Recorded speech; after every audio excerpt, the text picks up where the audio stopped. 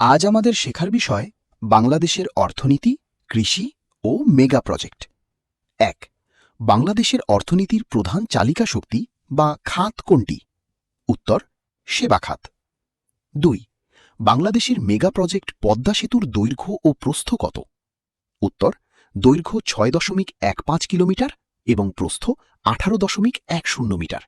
এটি বিশ্বের ১২২তম দীর্ঘতম সেতু। ৩. বাংলাদেশের প্রথম মেট্রো রেল এমআরটি লাইন 6 কবে উদ্বোধন করা হয় এবং এর রুট কোনটি? উত্তর: ২৮ ডিসেম্বর ২০২২ সালে উদ্বোধন করা হয়। এর রুট হল উত্তরা থেকে মতিঝিল পর্যন্ত। ৪. বাংলাদেশের একমাত্র পারমাণবিক বিদ্যুৎ কেন্দ্রটি কোথায় অবস্থিত? উত্তর: পাবনা জেলার ঈশ্বরদী উপজেলার রূপপুরে। ৫. বঙ্গবন্ধু শেখ মুজিবুর রহমান টানেল, কর্ণফুলী টানেল কোন নদীর তলদেশে নির্মিত হয়েছে?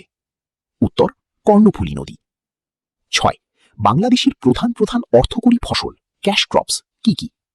উত্তর: পাট, চা, তামাক ও তুলা। এরকম আরও ভিডিও পেতে সাবস্ক্রাইব করুন।